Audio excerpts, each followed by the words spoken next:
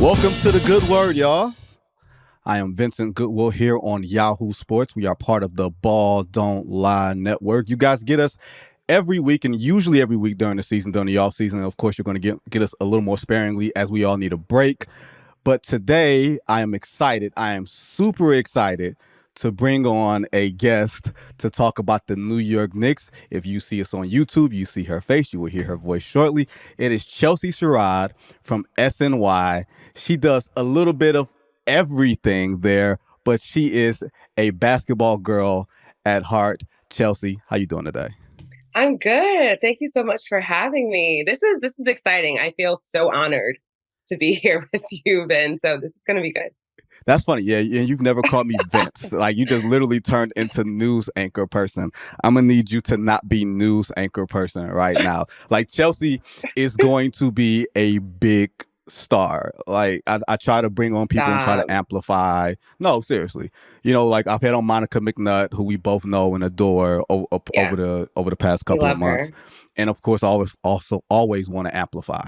So bringing you on is big. And Chelsea, you just moved to New York this past season. So I feel like you have a Yeah. fresh perspective of the New York Knicks. Like you're not coming in with the jaded mindset of like an abused New York fan. Like that's what the New York Knicks fan. It's like a cross between delusional and abused. And you know what I mean? Like it's just a No, for weird sure. thing. It's just a weird thing. So Chelsea, Yeah. before we start, or before we even get to the outlook, today, news came down from Woj. Josh Hart, who opted into his contract for this season, Yeah. signed a 4-year, $81 million extension that will begin in 24-25, locking him up. Like they really took off when Josh Hart got there, shoring up a lot of their bench toughness, got him some three-point shooting. I think he shot Yeah. 52% from three. What do you think this move signals for the Knicks? Even though he's not a starter, not an all-star, he is playing with USA basketball. What does this move Mhm. signify for him? I mean, I think what it does for the Knicks is that they are honing in on a certain mentality that they want for this team. Josh Hart is a tone setter. So I think, him being a spark off the bench for the Knicks this season, that sent a message to the rest of the team.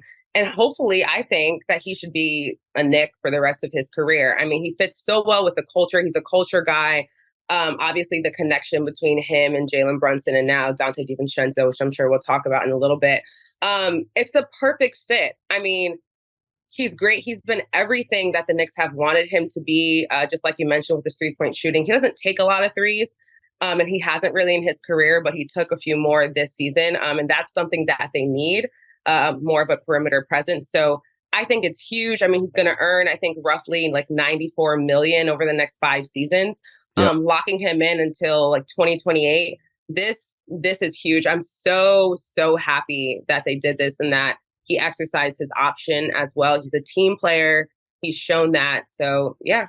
Like you said, he opted into his contract, which allowed them to go sign Donte Right. DiVincenzo in free agency. You mentioned it's the Villanova connection. It's either CAA or Villanova. That is Right. that is basically what the New York Knicks are and what they're going to be. But even going back to last season and the way that the season ended, of course, 47-35, their best record since since the height of the Carmelo Anthony era, and you lose in the second round to the Miami Heat when Jimmy Butler was basically playing on one leg when he played because of that ankle injury. Yeah.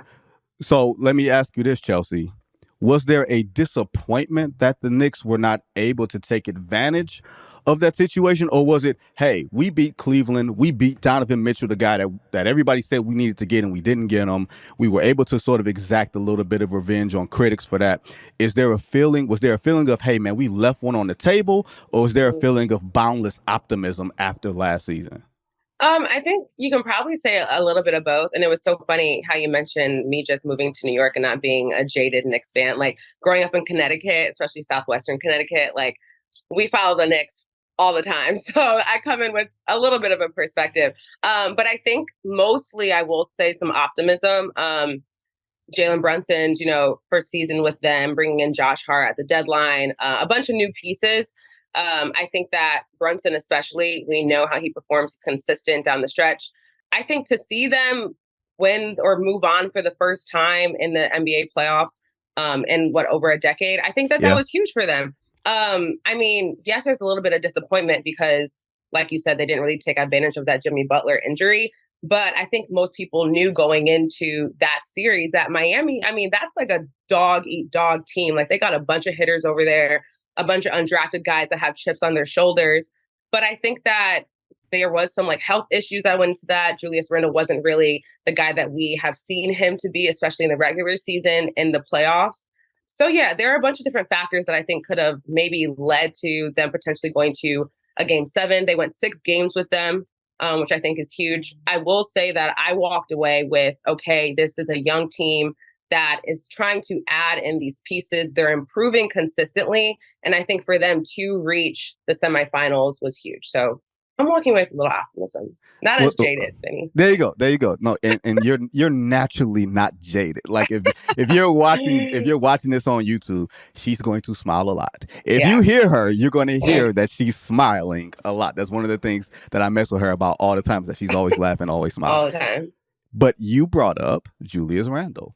Yeah. That isn't interesting to me. It feels like the Knicks have a love-hate relationship with him, especially in the aftermath of Jalen Brunson coming in and being an unexpected leader and outperforming his contract. But for Julius Randle, he's had 2 playoff series or 2 playoff runs with the Knicks, and neither run has been impressive. Nope. And with where the Knicks are and where they hope to be, they hope to get past the Phillies and get into the upper echelon with Milwaukee and with Boston and now with Miami. Can they do that with Julius Randle taking up a lot of oxygen, being your first or second best player? Because it looks like he's not a playoff player as much as he is a regular season bully. Yeah, I think that for Knicks fans especially, they're coming into this like mindset or perspective that Julius Randle, as he is right now, is just not the guy that they need him to be to lead this team to the promised land, so to speak. They need another piece to go along with Julius Randle. He's just not, right now, he can't do that for them. It's tough because, I mean, the injuries kind of play a part a little bit for him. But when it comes down to performing on the biggest stage, under the brightest lights in the postseason, when the team needs you the most, he folds. Or at least this past season, with the ankle and things like that. It's just, you're just not that guy. I mean, like you said, he's taking up a bunch of oxygen. A lot of people are, talking about like, should he be the number one guy? Should he be the highest paid guy on a team? I mean, it's tough, and I'm not going to call for anybody's job on here. Of course, no, we would never do that. And I'm all about these guys getting paid, but there's gotta be some production on the back end of that. And in the postseason, if you're going to be the top dog and you're not performing, I mean, that's going to leave a sour taste in people's mouths. Knicks fans were calling for his job this season, especially given you got a guy like Jalen Brunson that just comes in and performs, and you've been here for some time and you haven't. I think we got to see a lot more from him. I think he said in an interview recently that this next season he's going to be feeling his best physically and mentally, I'm sure, as well. But I think for people who follow the Knicks, they just got to see some more on the production side of things from him. He has reached the vaunted stage that I like to say, I am in the best shape of my life. Which is usually followed by, hey man, I'm on the back end of this. This ain't gonna look and feel good. I'm just telling y'all that I look and feel good. It's just not going to look good on the floor. Like last year during the playoffs, 17 a night, down markedly, shot 37% from the field, 26 from 3 on 6 or 7 attempts a night. Like you talked about Josh Hart not taking a lot. Julius takes too much. And Chelsea, if he can't be the second best player on the team, can he be the third best player on a real life contending team? And if that's the case, does he have the type of game that can translate to being lower usage, lower ball dominance, playing maybe on the fringes a little bit, playing not necessarily like Chris Bosh when Chris Bosh was playing with LeBron and Dwayne, but as a third option, you're not going to have the ball as much. Yeah, no, I think that's a valid question. I mean, that's tough because I feel like, he likes to be ball dominant. I mean, it's almost like when we saw Carmelo in like the back end of his career kind of having to take a back seat, so to speak. And Melo is a very ball dominant type of guy. Julius kind of favors that. So, I mean, that would have to just come with, conversations, mentality, whatever that also comes with him probably having to take less of a salary. I don't know what those numbers could look like. as far as the Knicks are concerned, to keep him and then try to bring in two stars or superstars, that's just not going to work. So we'll have to see. I mean, I don't know. It was so funny. I was just talking about this the other day. When he was in LA, I liked him a lot when he was there, but it also was like he wasn't that number one guy or Right. even that number two guy. So maybe he will, or maybe he does fit better when there's less pressure. But if he's going to stay in New York, I don't really see that happening. So. You said less pressure, and you live in New York City. You know those two things do not go together They don't. at You could be the all. number 7 guy and there's pressure. There's going to be pressure. Look, one thing, and my friend, the friend of the show, Bomani Jones, says this all the time. Going to a Knicks game is like being with 20,000 people who have money on the game. Like living in it's there's a passion and there's an impatience and there's an anger, especially in like a playoff setting. Whenever he starts step back, jab step, brick. Oh no, them groans coming real. It's like being at a kid's graduation and the kid is up singing and he can't hit the notes and you're like, please, baby, just get off the stage. Can we just move on? That's what it feels like when you're watching Julius Randle struggle. No, that's valid. It's my favorite toxic relationship is New York sports fans and the athletes, because the athletes know, the thing is that the athletes know what to expect. Like these Knicks players know what they're getting from fans. They know what they're getting from us, the media as well. And when like things are going great, oh my gosh, things are going great. And when things aren't going great, like you're going to hear from everyone. So, I mean, we love a little toxicity every now and then. We do. Love a little drama.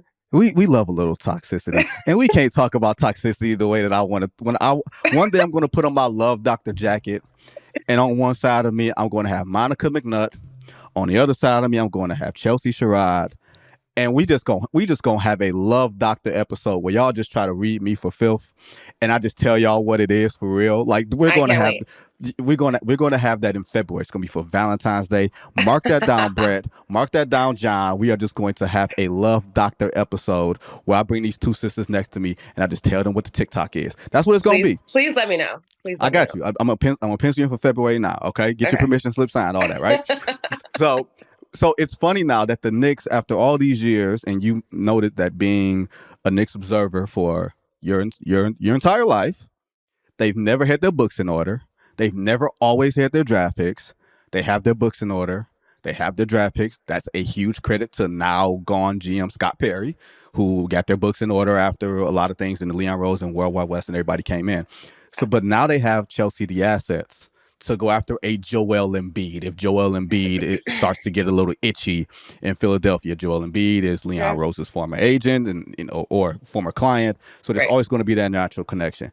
Do you think that the Knicks are star hunting for someone like that, or do you think that they are going to continue building this team like of tryhards?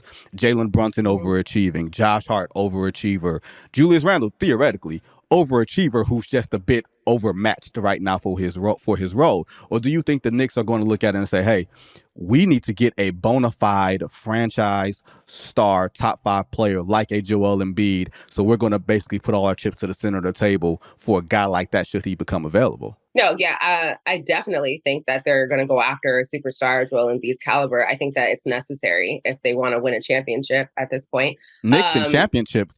How long have you been here? That doesn't happen. Listen, they're trying to turn a page, a very long page. But no, they have to go after someone like that. I mean, the Knicks right now are being a little reserved as far as going after a superstar and things like that.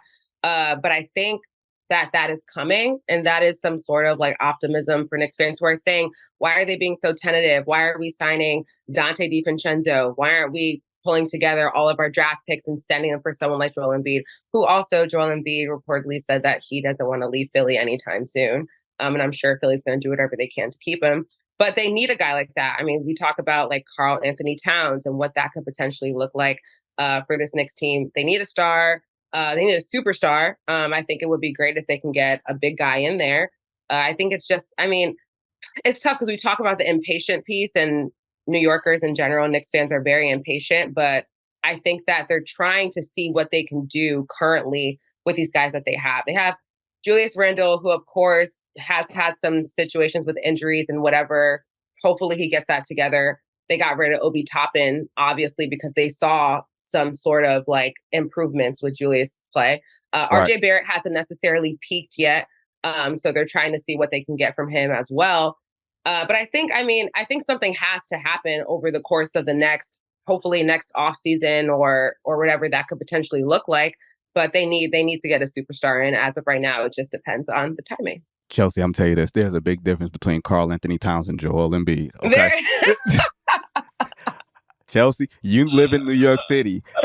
New York would eat Karl Towns alive, okay? One of those 10 3-point attempt games that he has, calling himself the best shooting big man, as if like that's a title that you want to be claiming out here in rough and tumble ass New York City. Yeah, go ahead and walk the streets of 6th Avenue saying I'm the best shooting big man in NBA history and watch what that gets you. You know, I look, you'd much rather be better. Holding up for Joel Embiid. Listen, 1,000%. But like, are the Sixers gonna give Joel Embiid up? No. Okay. But here's the difference. The Philadelphia 76ers are in a rough spot because they got a James Harden situation, right? Yeah. He wants out. Philly wants a superstar in return that they're not going to get. So whatever return you get from James Harden, it's going to be less than the superstar that you hold him up as, which means Joel Embiid is going to have more weight on him. Yeah. More weight to carry that franchise when I don't think he's going to necessarily get any better than the MVP player that he's gotten to be already. And you've had him around Ben Simmons, you've had him around James Harden. He's clammed up in the clutch, but those other guys have clammed up too. You know what I mean? So I wonder in today's era of superstars being a bit antsy, I can see Joel Embiid being a bit antsy sooner rather than later. Look, we got Damian Lillard with 4 years left on his contract saying, get me up out of here. What do contracts mean now? You know what I mean? No, facts. I mean, I think we're seeing Joel Embiid a little more, quote unquote, antsy right now. The Sixers have got to do something to keep him. It's almost like the Shohei Ohtani situation that we saw at the deadline, and the Angels are like, you're not going anywhere. We're going to bring in all these assets to keep you, to show you we want you here. I feel like that's where the Sixers are with Joel Embiid, if they're going to keep him. Obviously, it would be incredible if the Knicks could get a guy like Joel. Right. Just seems like a little far-fetched at this point. But I'm sure they would have no problem sending a haul for him. Yeah, and far be it for Knicks fans, for those who don't remember, Knicks fans who thought they were getting Michael Jordan at the time, Knicks fans who thought they were getting LeBron James, and Dwayne Wade, and everybody, Kevin all Durant. Of that stuff. Yeah, Kevin. Yeah. Oh, can you imagine the Kyrie Irving circus being with the New York Knicks? How much fun would that have been? Okay, talk about drama.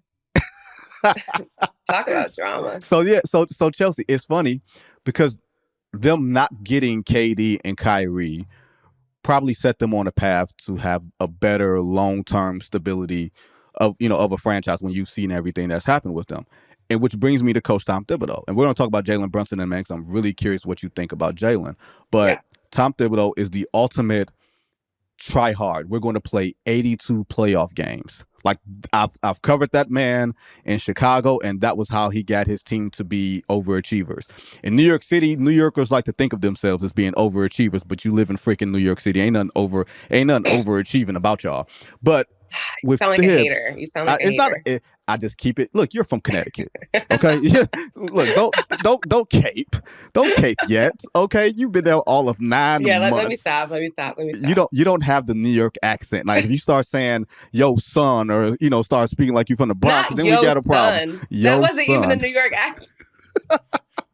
What I've done, that's what I feel like you're going to be saying to me in another 9 months. Oh my gosh. But with Tibbs, there's bad season, good season, bad season, good, that sort of thing. Is there another level that even Tibbs can dig out of his roster? Or is this just a team, until they get a superstar, that they're going to be a second-round team with this coach that they have, because he's going to make sure that you play 82 playoff games and you might not have another level to get to come April 15th? I think that's a good question. I will say, like we talked about before, there has been, at least over the past couple of seasons, we've seen consistent improvement from them.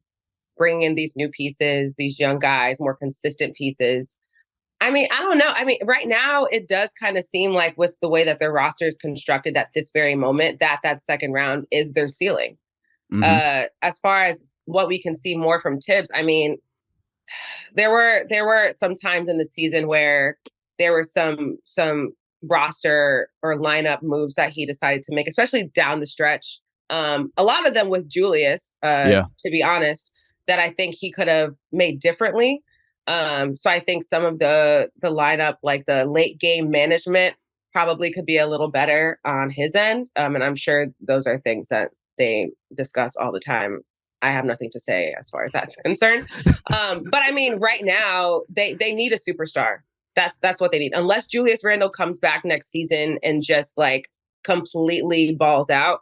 I think they just need. I think Jalen Brunson needs a little bit more help. They need some more production on the perimeter. If Julius can show some more of that, that'd be great. But right now, the way that things are looking, if they're going to see like a Bucks team and Giannis Antetokounmpo, if they're going to see Miami, and if potentially like the Damian Lillard situation works out for them, like that's going to be tough to get out around like that. So we'll see. Giannis, another guy who will be up for free agent, who can potentially be up for free agency in a couple of years. Just stick that in your pen. Don't say nothing about it. Just leave it there. Just stick that. Just stick it somewhere. Okay. Just stick it somewhere. Not breaking no news. Not saying nothing. But all these stars are free agents every year. That's what I will tell y'all. No matter what the long-term contract says, every superstar is a free agent every single summer. It's funny you brought up Jalen Brunson out, and we're getting here.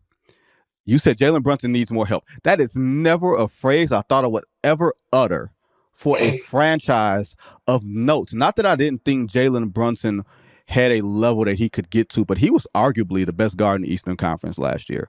1,000%. And after the All-Star break, 27, 6-4, 55 from the field, 46 from three. That to me is the formula for the Knicks. If this team is going to lessen the dependency on Julius Randle, which means lessening Tibbs holding on to Julius Randle and giving him so much control of offense in late game situations, it's going to have to be Jalen Brunson doing a lot of that legwork. He came and surprised a lot of people last year, and he's playing with USA Basketball, so there's a lot of eyes on him right now. Do you think that the league is prepared now for Jalen Brunson in a way that they were not prepared for him going into last season? He's now one of the more, shall we say, bargain deals, even at $30 million a year. He's one of the more bargain deals at his position in the league. Oh, listen, I mean, the one person who is not surprised at how Jalen Brunson is performing or has performed is me. Because I call this guy, I mean, he is Villanova bred. Like those guys, Jay Wright does something to those guys. They come out like championship ready. They are winners. There's a certain mindset that they play with. Jalen Brunson is one of the most like, I mean, we do see him kind of, get excited and things like that, but he's one of the most even keel guys I've seen, especially when, they're in like crunch time situations, when the going gets tough, whatever. Yeah, I mean, maybe the league, I mean, I hope that they're ready for him at this point. He's proven himself. He proved himself in his time with the Knicks, just coming into a team, a new system, a new coach, and things like that. I thought this was a bargain from the get. Really? Oh, 1,000%. Yeah. I mean, he was balling. Even when there's one point during this past season when I think reporters were talking to Luka Doncic and they were asking if he like missed Jalen or if whatever Jalen missed him. And he was like, I wonder if he misses us or like whatever. But it's just like when he was in Dallas, like he was incredible. Like this guy, I mean, he's as consistent as they come. So I mean, I hope the league is ready for him. He right now, just like you said, is one of the top guards in the Eastern Conference. He's just so purposeful when he plays. Like he's so efficient. And that's something that the Knicks need. They just needed someone to kind of steer the ship for them. And I mean, Jalen Brunson he's been that guy for them. So yes, 1,000% they got him at a bargain, and I cannot wait for him to get a bigger bag. Well, look, you got the lottery number since you're clairvoyant and all this other stuff. Like I know someone won the Mega Millions last night, but I'm kind of sad about it. If you got some tips since you saw Jalen Brunson coming, like I'll be honest, I was not sure. Dude, I didn't mean to cut you off. But go ahead. Guy. So my sister went to Villanova and she was there when they won the 2 championships and Jalen was there. And so I had watched him in college and stuff like that pretty closely. there's just a way that he plays that like you just like there's certain things that we talk about when we watch basketball that are just unteachable. Mm-hmm. And he just has some of those attributes and qualities that they just translate so well. And we've seen that transition from Dallas to New York and just how he just goes with the game plan and like he's clutch. Like this guy is so clutch. And honestly, the guys rally around him. And when you have a point guard like that who is steady, like that's a huge difference maker. So yes, this is a Jalen Brunson stan account. Yes, I mean, considering you're a I am. college point guard yourself, I completely get your I was not, please. I was not. Considering your relation to the position, I completely understand it. That like I didn't know Jalen Brunson had a stand club, but I'm meeting the president of the stand. You are the president. I get it. I did not see it from the standpoint of this. Physically, I didn't see him as being quick enough to get around guys. Or even being able, because he makes a lot of tough shots. And there's something to making a tough shot makeable. And he makes tough shots look like, oh, that has a reasonable chance of going in. Like whatever height he is, whether it's 6'2", or it might not be 6'2", he's been 6'2" his whole life. Like he's figured out how to play against bigger guys. Like he's not Kemba Walker. You know what I mean? That's no shot to Kemba, but Kemba's like more 5'10", and he's slightly built. So you were going to have to rely on like the physical quickness. Jalen Brunson is a tank. He's broad across the shoulders. He can knock you off your square a little bit. I just wasn't sure he was going to be able to do it in New York City for the Knicks, and then also to do it in a way that doesn't alienate a guy like Julius Randle, because Julius wants the ball so much. It just felt like he made a natural progression throughout the season to where, okay, we're going to share it, we're going to do it, and then I'm going to show you that I'm really good at this. And by the end of the season, it just felt like it was clearly his team and everybody was going to build around him. And I think that speaks to the leadership stuff that you were talking about.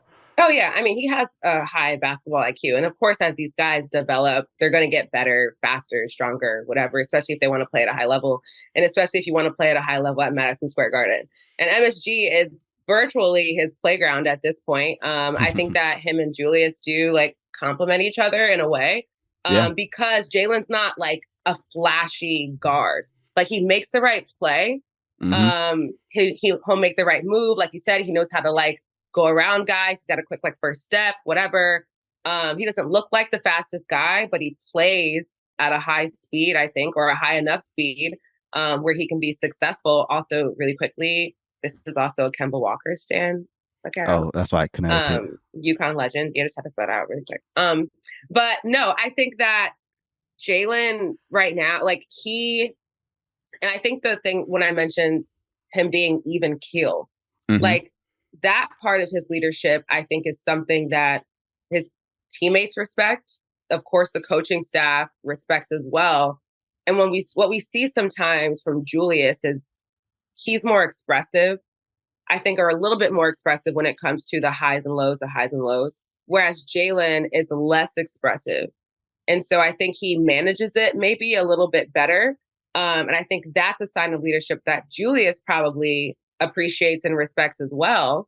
And it coming from your point guard, of course, a guy who's going to get Julius the ball when he needs it. I think that he understands that if Jalen is making this play, like that's the right play. Right. Like at the end of the day, as teammates, like you're proving yourselves to your team, to your coaching staff, whatever. So a guy like Julius, like playing next to Jalen Brunson, if Jalen is going to make that play, then all right, like I'm going to get mine, whatever. I think there's a respect level there. And it's led to their success. So if it ain't broke. And it's funny, you just brought up the trust thing. And I thought about it because Tibbs is very controlling. Yeah. And it feels like Tibbs has given Jalen a level of trust there, a level of freedom to sort of make calls. He's not scripting every play in the last, 3 or 4 minutes of a game. And if your coach has trust in your point guard, that makes that relationship a lot easier to manage, even though they've had sort of their late game situations where you're wondering, okay, where are they going? Are they going, left side pick and roll, Julius, Jalen, or you letting someone go ISO? Like you can see how issues may develop because you don't have that one blow-by guy, but you can also see that there's a steady and a calm there. And also, Chelsea, their point guard is left-handed. I have a special affinity in my heart for left-handed point guards. Oh, wait, are you lefty? I'm ambidextrous technically, but I Oh, play excuse basketball. us. Excuse I us. play basketball left-handed. I throw football, Oh, baseball, okay. all that stuff left-handed. I just write with my right hand. Okay. All right. Don't. So shout out to the lefties. Yeah. I'm a little different. I'm as I'm sure you already know after knowing me for a little bit. I'm a little different than the grain. But we also brought up earlier, we brought up Donte DiVincenzo, who Yeah. I think is going to have a lot of fun in New York City. Let's just say that man is going to be on billboards in New York City for very obvious reasons that we don't have to say on this here podcast. Okay, but I Listen, you think said it. that look.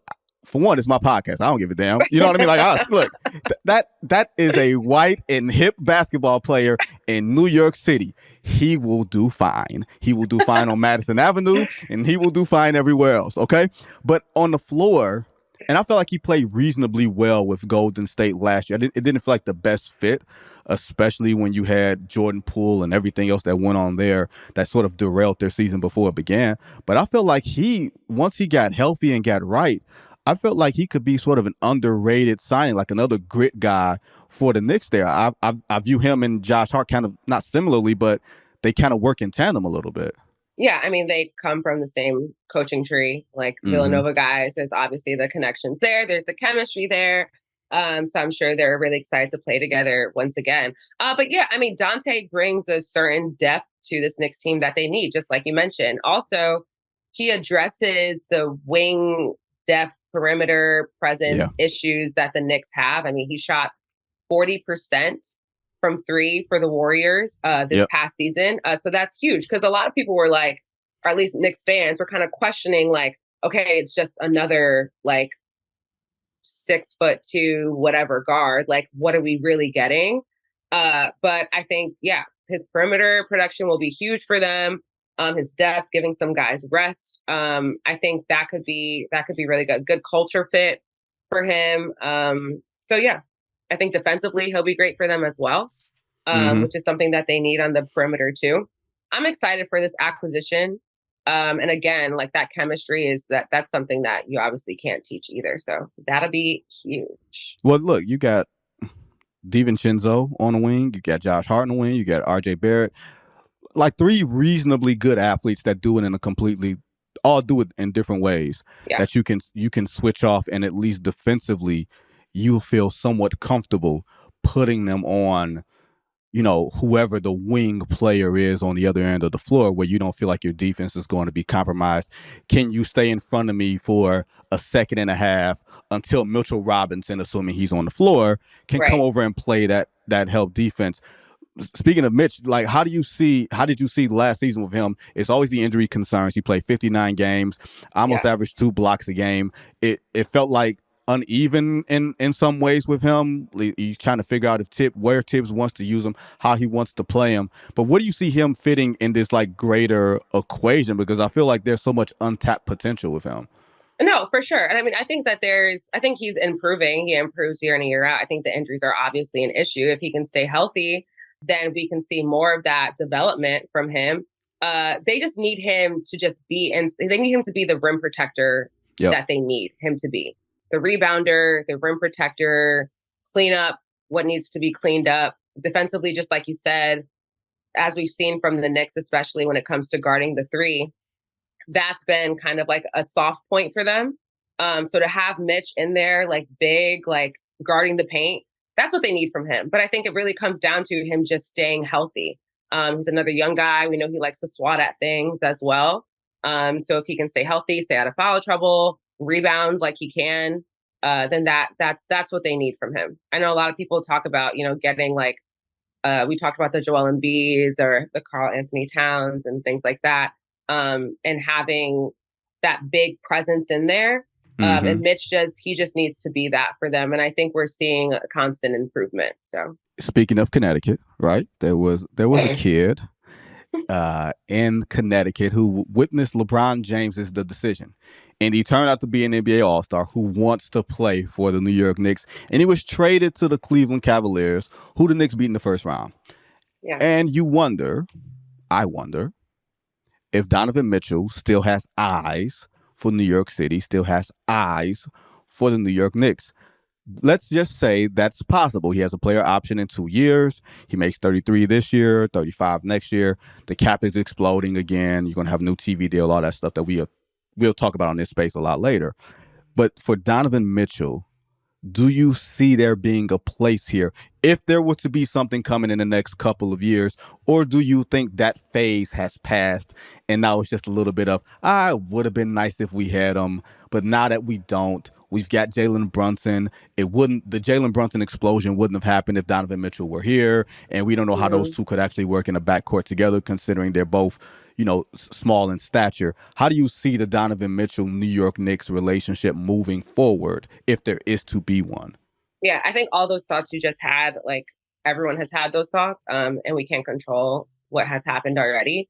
Yes, I do think that there's a potential that they would want to acquire Donovan Mitchell. I mean, he is from the area. He also has like Mets ties as well. Yeah. So I'm sure he'd love to play in New York. What I will say is that I believe in that potential trade that they would have given up like RJ to get Donovan. So if it comes down to, okay, for the course of the next season or two, if they're not seeing the development that they need to see from RJ Barrett, could there potentially be like, okay, let's get Donovan in here, or potentially like we might want to acquire a guy like him. Right. I think that that's a possibility. The tandem of Donovan and Jalen Brunson, I think that would have to be something to be figured out, because it's like, do you move Donovan to the 2 if they're playing together? Yeah, he plays the 2 now with Garland, but he's ball dominant. He's ball dominant, but he's effectively shooting guard. You know what I mean? Yeah. So it's like, I think that could work, but I think it would really come down to what things look like as far as RJ Barrett is concerned over the next couple seasons. Is there a love-hate relationship with RJ with the Knicks? I don't think that there's a love-hate relationship. We talked about that toxicity. We already talked about that. But yes, I do think that with RJ, what it really comes down to is the inconsistencies. I think that we see flashes of the superstar that he can be, especially in the playoffs. Like, he kind of comes alive in the postseason. But I think like throughout the year, there are times where it's like, who is this guy? He's almost unrecognizable. Right. And then there's times where it's like, oh, that's the RJ Barrett that we drafted. So, I mean, the inconsistency is up and down, is love and hate, however you want to call it. But I think for him, it just comes down to consistency. Yeah, you brought up toxic relationships like twice in this podcast. Do you need to come sit on the chair? Like, listen, like, is everyone picking up what I'm putting down? No, I'm just kidding. Do you need to come sit on the couch and have a discussion with the love doctor about toxic relationships? Okay, we'll have another podcast about dating. We'll do that. Okay, we can definitely do that. Yeah, and I will get all the hate mail from every. Yeah, there's a bunch of relationship sayings that I got that just roll off the tongue. But if I said it, then everybody would get mad. You know what I mean? So I'm gonna save that for February when it's me, you, and Monica. Because we gonna have fun that day. Like, seriously, Brett is doing the producing today instead of John. John is on. Brett is like, what are they talking about right now? Like, he will get it. Brett will get it. I love it. I'm going to make sure John's not available for that one as well, so I can produce the relationship advice episode.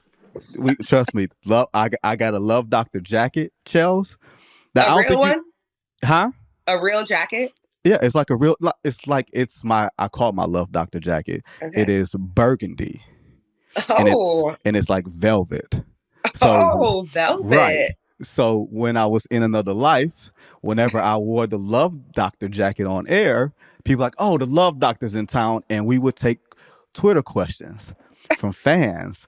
So the Love Doctor would tell everybody how to handle their love lives. We can bring this to podcast form and make a lot of money off of this, Chelsea. Come on now. Listen, just tap me in. I want to be a part of this. It's like I said, I'm gonna learn you. That's all I'm gonna say. I'm gonna learn you. I'm gonna teach you some things. We're gonna figure some stuff out. But it's funny, Chelsea, because like now we're in this spot where the CBA is done and everything else. But and like I said, the minutia I'll talk about later because it's really boring. But what the NBA is trying to do is encourage parity. They want it to be more like the NFL. They've had 5 different champions in the last 5 years, something that's happened that hasn't happened since before I was born, like in the 70s, right? Yeah. Is that good, inherently good, do you think, for this NBA? It goes against, to me, everything that the NBA has been built on, like the dynasties, and we know who to root against and who you might want to root for. It seems like they're trying to be like the NFL where, man, anybody can win a championship or anybody can be a contender. Do you think fans will sort of play into that, or do you think they're just wired to hate LeBron or hate the Warriors or hate Draymond Green? Like, how do you think that plays? I think that parity is great for the NBA. I think that we all love competition. And I think competition is at its highest level right now in the NBA because of how leveled or how much more leveled the playing field is, and how much more spread out it is. I also do think that our generation of sports fans aren't our parents' generation where they were more team based. Mm-hmm. And that could be because of the dynasties that we saw. Our generation, and I talk about this a lot because I am just like this. I'm more of a player fan. So especially when you see like these guys kind of bounce around a little bit, like if you love LeBron James in Cleveland and then he went to Miami and then came back and then went to the Lakers, it's like, okay, am I a Cavaliers fan and then a Heat fan and then it's like, you're a player fan. And so I think that, yes, that probably plays a part in the parity as well.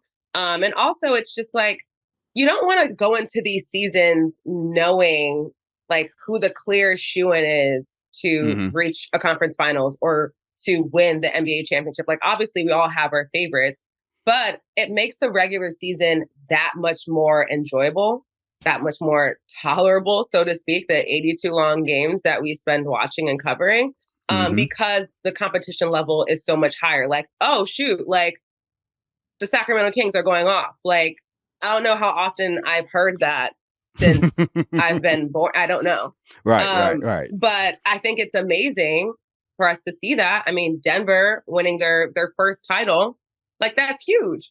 So yes, I encourage parity. I think it's great. Just like you said, a league that has been defined by dynasties since it started.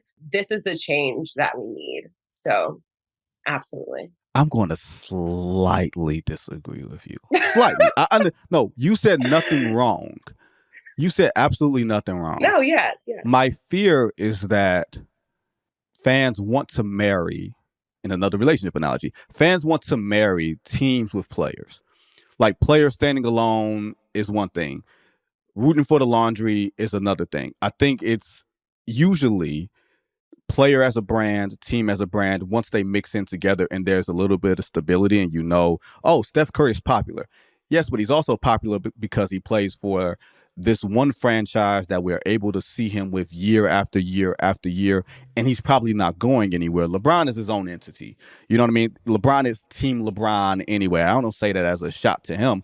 I just say that as he's made his brand as being this nomadic superstar. I am my own team, and you guys will follow me wherever. There's not too many guys that can actually do that. They only made one of LeBron James's. You know what I mean? Like, those things ain't coming down the assembly line, again. So even a guy like Victor Wembanyama, like, I don't want to see him going to 4 and 5 different places. It's just something about the consistency, the connective tissue from year to year, from season to season, that fans can know who to root for. And Chelsea, here's the other thing.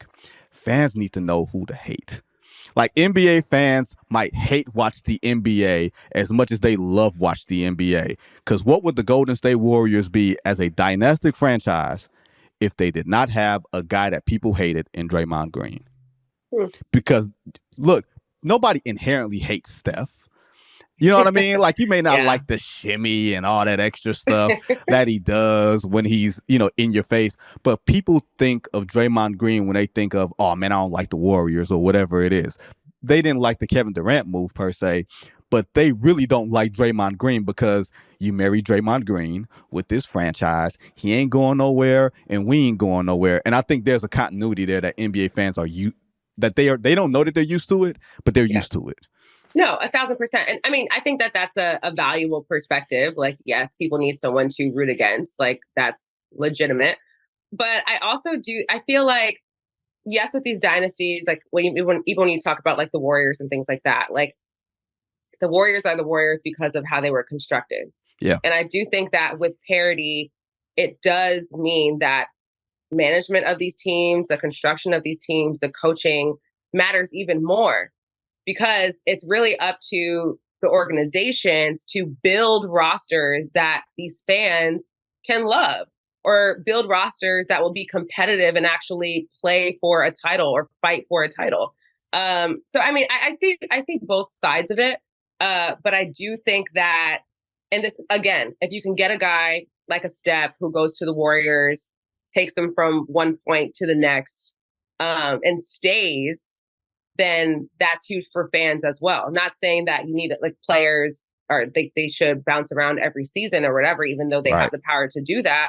But if you have a winning culture, then obviously these players are going to want to stay. It's just about acquiring these players. And I think that's why I like the parity, because it allows these teams to build rosters and allows them to acquire great players and great talent, especially for teams who typically don't. No, and I think you're right. There's something to that. And I think I count Chell. I think you're about 30 or close to 30. Oh, did I say your name? I can't. Did I say your age? Am I allowed to say your age? No, okay. You're fine. I'm 28. Okay, there we go. Yeah. So I consider the modern NBA to be the year that I was born, 1984. Not because it was the year I was born, but that was playoff expansion. It was 16 teams and 4 playoff rounds. Since 1984, I think the Celtics have won 3 championships. The Lakers have won a bunch. The Bulls have won a bunch. Golden State has won a bunch. San Antonio's won a bunch. Miami's won 3. Detroit's won 3. Other than that, it's been a bunch of one-offs. You know what I mean? Denver has won 1. Milwaukee has won 1. I think fans get used to sort of that year-to-year continuity, and maybe we're entering an age where year-to-year you're not going to know exactly who's going to be in the finals. You're going to see maybe 5 or 6 teams that you feel like have a good chance of it, and then you're going to see the team, however it shakes out. Like I think Chelsea, if you played these NBA playoffs 2 times like a simulation, you might have 2 different teams in the finals besides Denver and Miami. You know what I mean? Yeah. No, absolutely. I think maybe it's because for so long we've seen these Bulls, Celtics, Lakers dynasties, and maybe people are just like, I want to see something else. Maybe it's just another way to stay current with the ever evolving culture and society that we live in. And there people are just like, well, like, I'm sick of rooting for the Warriors. Like, you know, we're saying that people, how do you hate Steph Curry? But it's like, okay, do I want to see the Warriors like win a championship year after year after year, or every 2 years or whatever? It's like, no, like I think it's just, you want to see leveled competition throughout the league.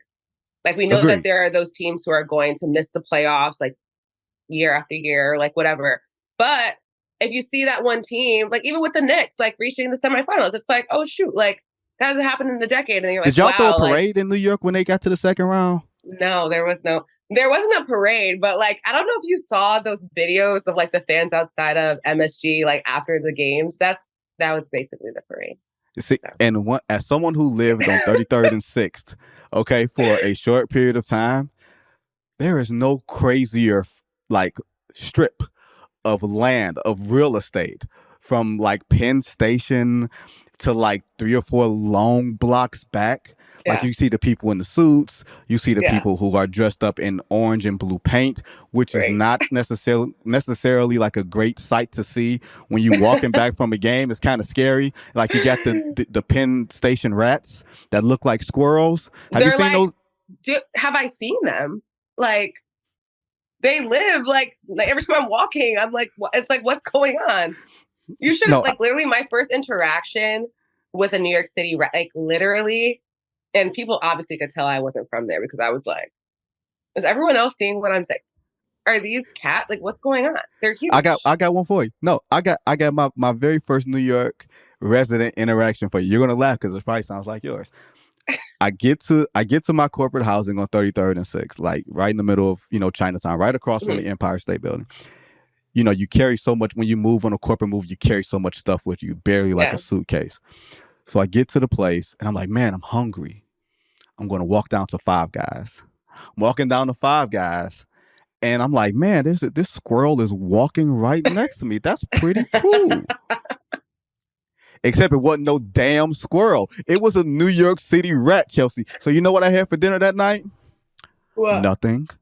Because I turned my ass right back around and I said, if that rat is walking at the same pace that I'm walking without a care in the world, then I don't need to be going to that Five Guys. I did not go to that Five Guys, not that night, not the next night, not any other night there. And I should have called the health department on that Five Guys. But it's crazy. I realize that we are actually intruding on their space. Like, it's not like they're not supposed, like, they're like, we're supposed to be here. We're the tourists. Like, what are you doing we're the here? visitors. Yeah. We're the visitors. Yeah. There you go. And that, ladies and gentlemen, is Chelsea Sherrod from SNY. You can see some of her takes on the Knicks. She's an anchor there, so she does a little bit of everything. She is there holding her own against like the former New York Jets and former New York Giants. They got all this excitement. They got Hard Knocks. You got the Mets that are an abominable disaster right now, and everything else.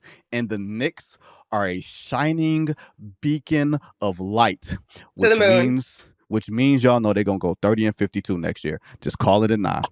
Just calling it a nine. You know how it goes, Chelsea. But for haters her around us. I know. For relationship advice and for New York City rat infestation advice, you can find Chelsea and that smile on SNY. Chelsea, thanks so much for joining us today. Yeah, thanks for having me. This was really fun. I'm gonna bring Chelsea back in February, if not sooner, for me, her, and Monica to have the Love Doctor advice. Well, I just dish out all the Love Doctor advice for everybody who's listening. But y'all know what we do every week here. Don't forget to check us out on YouTube, Spotify, Apple, wherever you get your podcast. Don't forget to review us. Next week, Jake is on vacation, but Dan will be back for a new episode of No Cap Room. Until then, be safe. We out.